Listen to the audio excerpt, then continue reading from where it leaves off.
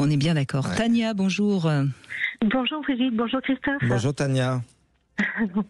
Alors oui, le saboteur, c'est quelque chose d'énorme parce qu'il se met en place automatiquement, je dirais. Sans qu'on s'en rende compte, surtout, c'est ça qui est terrible, oui.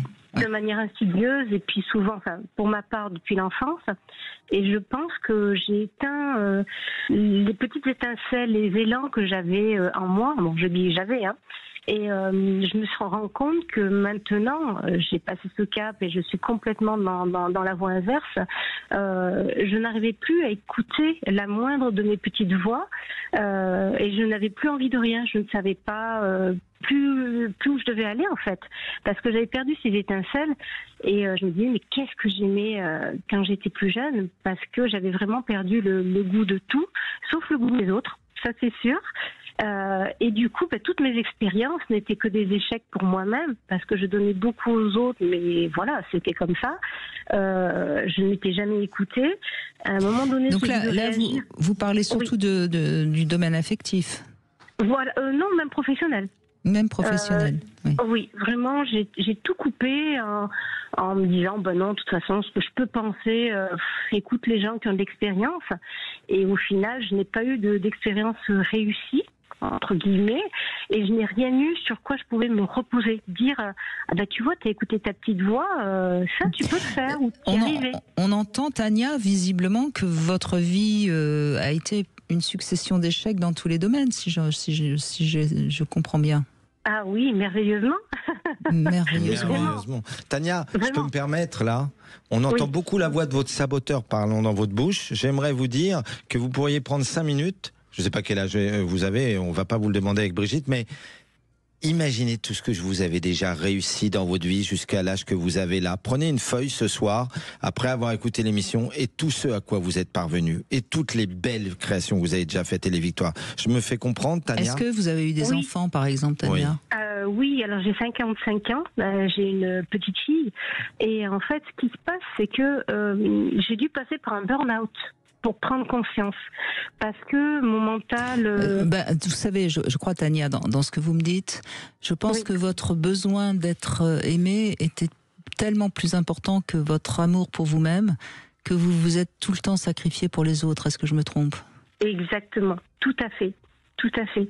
Et là, c'était normal en fait de se saboter. C'était c'est vraiment quelque chose de fréquent. Hein. On veut tellement plaire, on recherche tellement dans les yeux des autres sa valeur. Une reconnaissance. Une reconnaissance, absolument, qu'on finit par ne plus vivre pour soi. Et ça, je crois que c'est... Je ne sais pas, Christophe Médicis, c'est quoi qu'est-ce que vous diriez comme... Quel conseil vous donnez à ceux qui nous écoutent pour justement... tuer ce saboteur-là? Je dirais que la première chose, c'est la conscientisation avec les outils relationnels anti-saboteurs, de se dire que c'est la façon dont on parle. C'est pour ça que je disais que moi, en écoutant Tania, j'entendais beaucoup dans sa bouche la voix de son saboteur. Vous avez raison.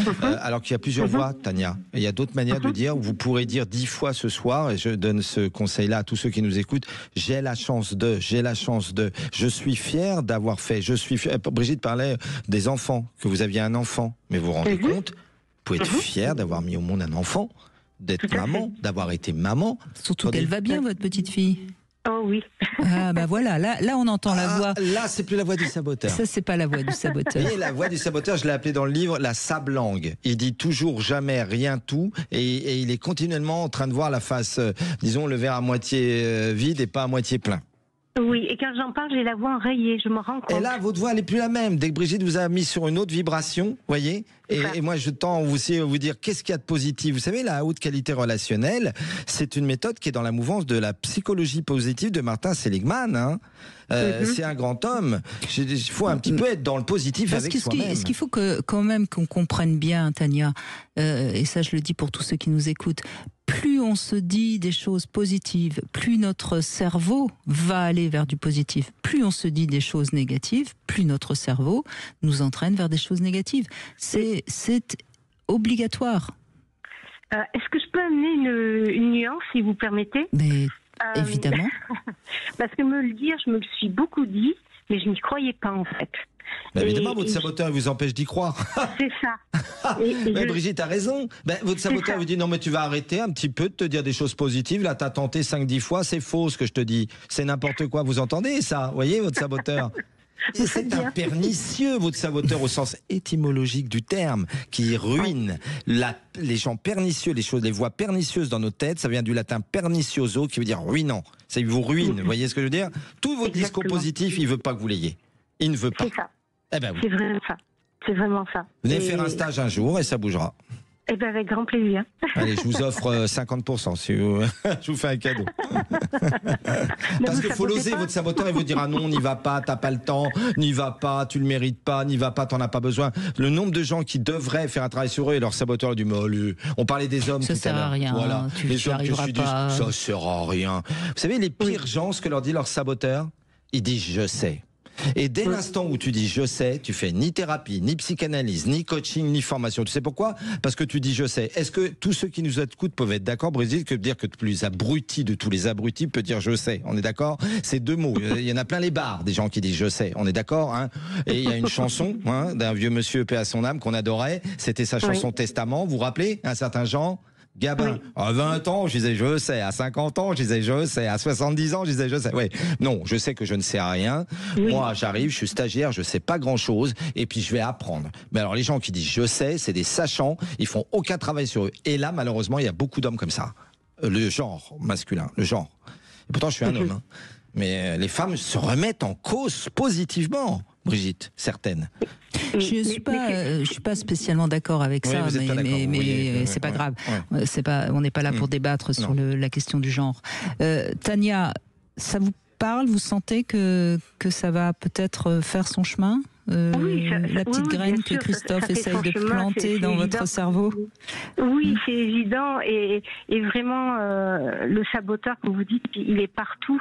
Et vous voyez, quand je vous parlais tout à l'heure, je sentais cette voix enrayée là que j'avais. Et c'est quelque chose de tellement en fond. C'est un disque qui tourne au fond. Et je pense qu'il faut vraiment faire l'effort d'essayer de chercher la petite étincelle qui est en soi. Et ce qu'on aime, et puis peut-être commencer par... Tania, vous savez, quand on vient au monde, quelle que soit notre race, notre culture, notre couleur de peau, notre nationalité, et que sais-je encore, quand on vient au monde, on a un élan vital extraordinaire qui nous permet de sortir du ventre de notre mère. Cet élan vital, pourquoi on l'éteint tout doucement, petit à petit? C'est parce qu'on reste dans des croyances que c'est pas pour nous, que c'est notre saboteur qui nous l'éteint, notre élan vital. Et il faut vraiment toujours se rappeler qu'on a tous, au moment de la naissance, cet élan vital qui est intact. Et si on l'éteint, eh bien il faut aller le rechercher et le réveiller. C'est ça, je suis tout à fait d'accord. Merci beaucoup. Regardez votre petite fille, comment elle ose se mettre debout pour marcher. Regardez les enfants, les tout petits enfants. Cette force de vie qui est en eux. Il ne faut pas l'éteindre, cette force de vie. Et elle est toujours là. Elle est toujours là. Même chez une dame de 88 ans. Parfois, elle est très endormie, mais elle est toujours là. Et ce qui est fabuleux, c'est Tania, j'ai envie de vous dire, il est partout, il est partout. Il y a une autre chose qui est partout.